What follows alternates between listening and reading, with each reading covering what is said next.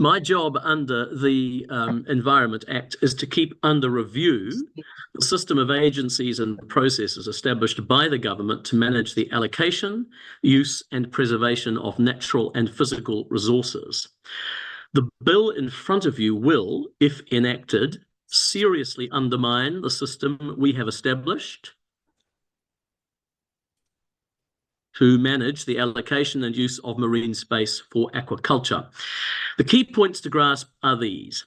Aquaculture takes place in public spaces that are managed on behalf of all New Zealanders. For that reason, the public has a right to be consulted on how that space is allocated and used. Yep. Secondly, aquaculture raises issues that are site-specific. For that reason, aquaculture is not managed by a central agency in Wellington, but by regional councils who are closer to the realities on and in the water. Central government provides high-level oversight, and there are broad environmental requirements issued under something called the National Coastal Policy Statement, but it's left to communities to implement that. Thirdly, permission to occupy public space and use public resources is a privilege that comes with a responsibility to use those resources, subject to the conditions that the community considers appropriate for a defined period of time. Public resources can't be locked up for private use in perpetuity.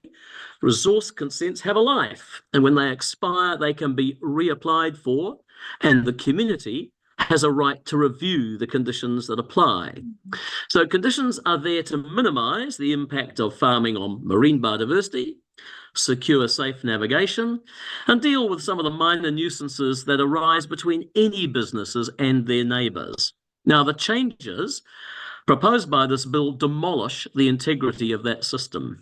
The government is asking the House to enact a bespoke change for one industry that will ride roughshod over extensive community consultation that's been conducted in many places all around the country, give life to conditions, new life to conditions that are in some cases decades old, restrict the ability to review those conditions, and insert the Director General of MPI into the business of judging environmental matters. It's just the latest example of a long Kiwi tradition of centralisation at the expense of local community control. I'd also be very surprised if the proposal will be acceptable to iwi Māori, but that's not my expertise. Now, since I made my written submission to you, I've been trying to get the facts clearer. As you know, the alleged reason for this legislative lightning strike is the claim that, and I read from the explanatory note, obtaining a replacement resource consent is costly and time-consuming, creates uncertainty, acts as a barrier to growth, and impacts their ability to invest in farms, improvements, and assets. Mr. Chairman, I think the committee needs to be sceptical about sweeping claims like these, because if you're not, every industry in New Zealand will be here telling you that they need a special amendment bill. Now, as far as cost goes, the regulatory impact statement claims that the costs of reconsenting are between 20 and 100,000. As I remarked in my written submission, that seems modest, spread over the life of a consent to use public resource for 20 or 30 years. And I note that the Marlborough District Council says that its charges for processing the average mussel farm are around 2,000. So obviously there'll be more than that, more than 2,000, because the applicant's got expenses, but we're not talking vast sums in most cases. Now look, a great deal of time and effort has gone into consultation at the regional level, and I would encourage you to dig into the submissions from the councils that actually know something about this stuff. I've talked to the Marlborough Council, who tell me that there are roughly 600 marine farms in their patch. For 306 farms, reconsenting will mean moving the farms out from the shoreline so that they're no longer above what they call cobble and reef habitat. I'm told that shift means farms will remain in the same locality, but go from being between 50 to 200 metres from the shore to between 100 and 300 metres out. For another 300 odd farms, they can stay exactly where they are with few changes. The hard stuff involves 17 farms that have been judged to be in wholly inappropriate locations and for which new sites will need to be found. Now look, I can understand that that would be very disruptive and costly. So there have to be good grounds to do that. And I think you might want to inform yourselves about these difficult cases and how they're being handled. But the idea that granting a blanket rollover of all consents in New Zealand is the solution beggars belief. Here are just some of the perverse consequences. As I say, time, money, and public consultation have been expended to reach satisfactory conclusions in many cases. But notwithstanding that, lucky consent holders who haven't yet let their old consents expire can just elect to carry on for another 20 years, notwithstanding the fact that new and improved arrangements have been agreed. Secondly, in some cases, the conditions or lack of them that will be carried forward are completely out of date. Take a look at the Bay of Plenty Regional Council submission, which references the Ohiwa oyster farm operating under pre-RMA permits. So this is ancient geological time. They were granted in 1968. Now, if extended by this bill, the farm would have operated for more than 75 years under conditions which do not require any monitoring or any reporting. Now, there is a provision for review, that's true, but it doesn't allow a review of the most significant issues with many farms, and that's location. And any reviews have to happen within 24 months of the bill passing, be approved by a bureaucrat in Wellington, and be paid for by ratepayers. Why should ratepayers pay to avoid a continuation of out-of-date consents granted to someone who's using space in their publicly owned backyard? The narrow window for conducting any reviews will potentially create a short-term bottleneck and certainly a real headache in 2050. I hope the clerk can put up a slide for me here. This figure's from the Marlborough District Council, and it shows the spread of expiry dates over the coming years. All of these will be bunched up, setting us up for a future logjam. That's the current distribution of expiry dates. I've finished with that slide now, thank you. A rollover will, in some places, be a barrier to growth. The Northland Regional Council tells me that of the consented marine farms in their patch, only about 50% of the space is being used. So rolling over large consented but unused areas allows the marine equivalent of land banking to go on. Competitors who might make better use of that space are locked out for the duration of the consent. Now look, it's these sorts of highly site-specific realities to which you are being asked to apply a very crude, broad brush solution. Now, my advice to the committee is that you should require officials to seek answers to the following questions from each regional council before you go any further, because without the answers, you have no accurate idea of the dimensions of the alleged problem or the costs this claimed solution may impose. So here are my questions, and I think officials should have got this for you before you started. 1, how many consents for marine farms are there by vintage, i.e., what are the remaining consented periods? This will give you an idea of how many unnecessary reviews you could be being asked to bring forward in the next 2 years. Secondly, how many of the extant consents are expected to be able to be renewed, subject to any updated conditions on exactly the same site? Thirdly, how many of the extent consents may involve the need for a small move, but remain basically in the same location? Fourth, how many farms are in areas where continued farming is deemed inappropriate? That's an important one to know. Fifth, what's the range and average cost of reconsenting a representative marine farm in each council? Sixth, what would be the estimated cost to ratepayers of reviewing rolled over consents, assuming reviews extended to, say, a third, 2/3, or all of the consents?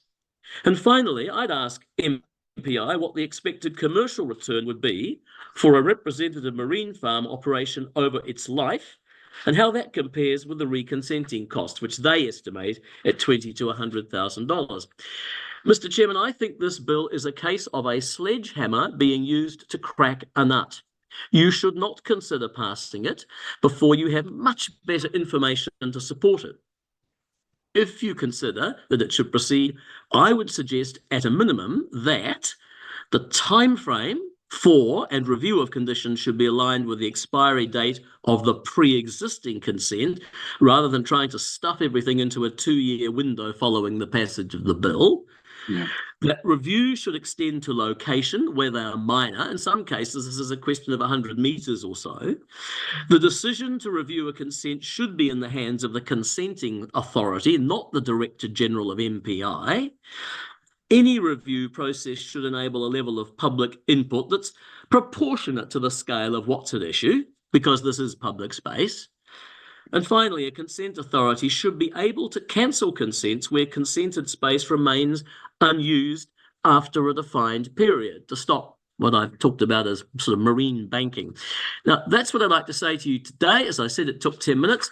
I'm available along with Matt Paterson and Rebecca Thornley to answer your questions. Rebecca is General Counsel. She's the legal expert. Matt and I tend to deal with the policy issues around RMA. Thank you to the Commissioner for the Environment. Very grateful, and your colleagues that are here today. I'll go straight across to questions from Joe, then Steve Abel. Thank you very much for your submission. I just wanted to highlight the point where you raised about this being a bespoke piece of legislation, and that other industries may then say, well, it sets a precedent for them to operate in the same way, where their consents could just automatically be rolled over without being reviewed. I'm no lawyer, but legally, would there be the ability for other industry to challenge this as having set precedent if that's what they wish to do in the future? I think they'd be challenging as setting precedent. They'd be making use of the precedent. I mean, look, why can't the quarry owners all turn up and say, look, we think quarries are pretty important, and RMA is getting in the way of those, and let's have a special bill for us. What you as a committee need to reflect on, and there's always things which are wrong with the RMA, I can assure you of that, but there will be with any system. What you've got to assure yourself is that you aren't opening the gates to every vested interest to come along and seek special treatment, because what you will do is end up returning all the power, all the decision making to the centre, and I'm not sure that that's going to be good for Parliament or good for any government. So there's a really important precedent here. So to clarify, so if this bill passes in its current form, would there be the ability for other industry to use it as a legally to create a case whereby it sets precedent? So if they wished to follow on the same path and have their consents automatically rolled over, could this be used as a legal way for them to do that? There's a legal way to do it. Just as a lobbying way. This one, I assume, is a result of a lobby, and other. But I mean, I'll let my General Counsel give you a more polished answer. Rebecca.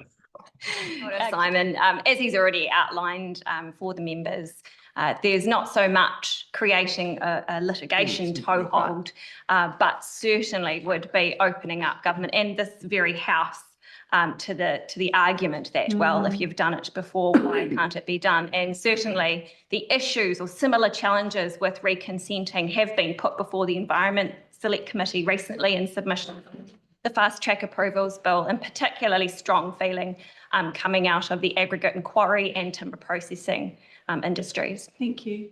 I didn't have a question. Thanks. Thank you, Mr. Chair. Yeah, and thank you for your very strong submission. I hope you can provide your oral notes for us, please, Mr. Environment, as possible. I mean, your point is very powerfully made, which is this is exactly why councils need the right to review consents, because of the nuances of any given consent process. And it seems to me that a conscientious council will have to find a way to do that anyway, but they will now have to do it, is this the point you're making, in a much shortened time frame and without any means of cost recovery for that valuation? Being asked to carry on administering the system, but government's just sort of, put its spoke in the wheels and help them to tie one hand behind their back. I mean, it's very easy to be critical of councils. It's very easy to be critical of resource management processes, and I think all of us have suffered frustrations with the way these things work. The people responsible are the councillors who are overseeing a process which has been put together in good faith. And that's really one of the most troubling things, that the process in the case of most councils goes back over years and years. They haven't just sailed in and decided to impose a whole lot of stuff. There's been a whole lot of consultation. I can assure you that when it comes to the allocation of marine space, lots of people who live there have got their views about that. So you have to do it properly. And I don't think there's any evidence that they haven't done it properly. And when, as I say, Marlborough tells me, well, look, there's 300 farms which they have to move an inch, and there's just an updating of conditions. Others, we want them to move out so that they're over the muddy bottom, not over the reefs and so on. And we're down to 17 difficult cases. And I suspect you probably got something similar in other parts of New Zealand. You really need to make sure that if you think there's a problem and you need to move in on it, move in on the problem, not everything. This is so broad brush. And it's very unfair, I think, to councils who've tried to do a good job. So how will, in this instance, that council deal with the 17 difficult cases? Have they got any pathway to withdraw their consents or not give them consents? As I understand it, that matter is currently under mediation. So that's not something I can comment on, but that would normally happen. If you end up in a complete dispute and you can't get agreement, then legal process cuts in. Now, Rebecca, you might like to assist Mr. Abel here. As indicated, that would just follow your ordinary process throughout reconsenting in terms of being heard and then subject to review and appeal in order to resolve those issues. But what I'm asking is, how will this bill affect cases such as those? But this bill will mean that those locations no longer have a problem. So there's Because no ability of the council to then they will be given their extension, yeah. And then the council may exercise the ability to review. And if they receive concurrence from the Director General of MPI, they could conduct that review. But the scope of that review is constrained. So if it boils down to a locational issue, regardless of the ecological impact, they will be able to continue operating. So like even the worst behaved consent holders get an extension, and the best behaved get no benefit in that. They're going to get an extension either way. If it came down, the outcome of the review was a locational issue, the council would be constrained in that they could not impose conditions requiring that marine farm to move, or to impose any condition that restricted its ability to carry out aquaculture activities as the bill is currently drafted. Wow, it's a free license. Your words, not mine. I have a question, if I may. Previous submitted of the New Zealand Law Society, or the Law Society, put potential wording in and around occupational charges. Then this is a question for you all, including the Commissioner who's online, as one way to, and my words, ameliorate some of the concerns, and it might be a happy way to proceed, should the legislation proceed, occupational charges, and almost like a rent or a lease charge for local authorities to get some sort of cost recovery for environmental remediation. What are your thoughts? Well, I'll go first on that one. I don't think it's got anything to do with the bill. I mean, the case for occupational charges is a sound one in economics. If you want efficient use of a space, then there should be a price which you've got to meet. I mean, I've got a piece of land that's leased. It's not free. Somebody actually has to lease it from me to farm it. And the same thing from the public point of view is if there's a certain amount of space for marine farm, then there should be some payment for that.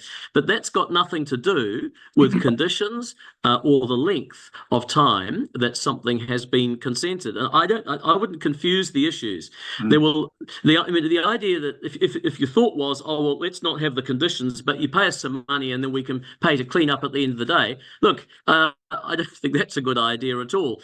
Some of these councils are actually requiring bonds so that people, if they stop, they have to dismantle everything, take it away. That's what that's for. Occupational space is, if you like, a resource rental to the people of New Zealand who own that space.